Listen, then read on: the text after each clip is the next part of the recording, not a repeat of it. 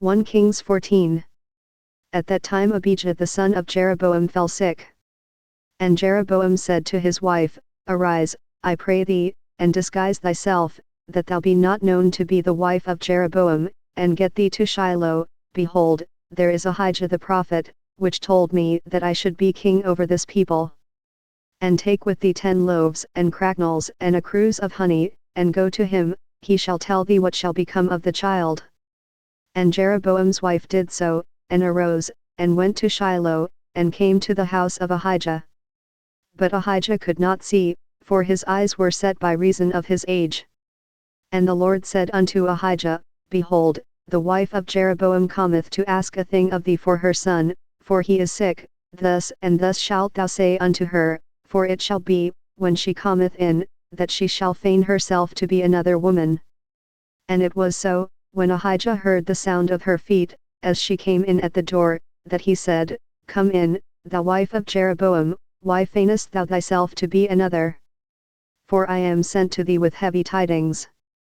Go, tell Jeroboam, Thus saith the Lord God of Israel, Forasmuch as I exalted thee from among the people, and made thee prince over my people Israel, and rent the kingdom away from the house of David, and gave it thee, and yet thou hast not been as my servant David, who kept my commandments, and who followed me with all his heart, to do that only which was right in mine eyes.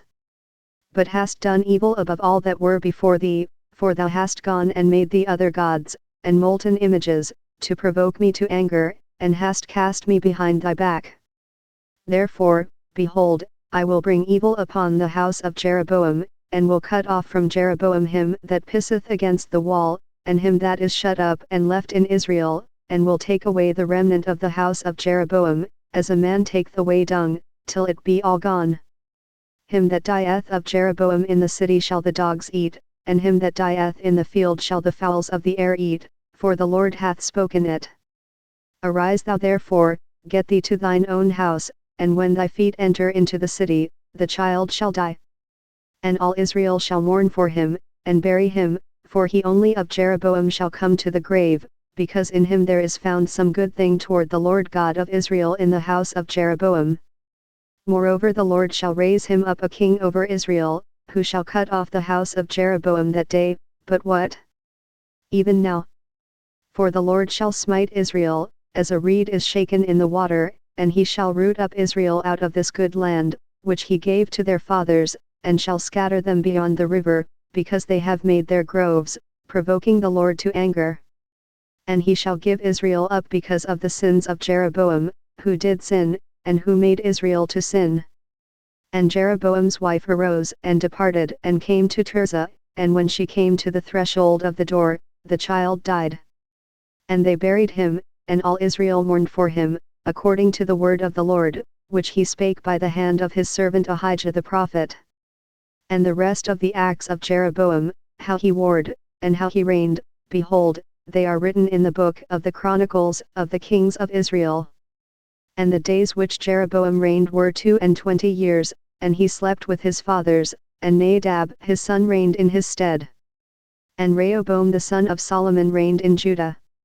Rehoboam was 41 years old when he began to reign, and he reigned 17 years in Jerusalem, the city which the Lord did choose out of all the tribes of Israel, to put his name there.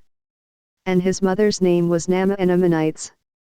And Judah did evil in the sight of the Lord, and they provoked him to jealousy with their sins which they had committed, above all that their fathers had done. For they also built them high places and images and groves, on every high hill, and under every green tree. And there were also Sodomites in the land, and they did according to all the abominations of the nations which the Lord cast out before the children of Israel.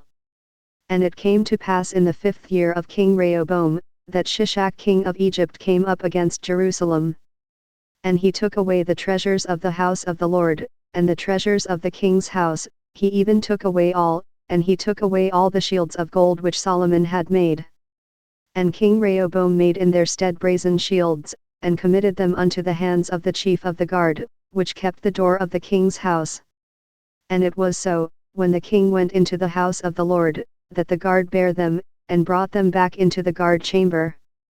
Now the rest of the acts of Rehoboam, and all that he did, are they not written in the book of the Chronicles of the Kings of Judah? And there was war between Rehoboam and Jeroboam all their days. And Rehoboam slept with his fathers, and was buried with his fathers in the city of David. And his mother's name was Naamah, an Ammonites. And Abijah his son reigned in his stead.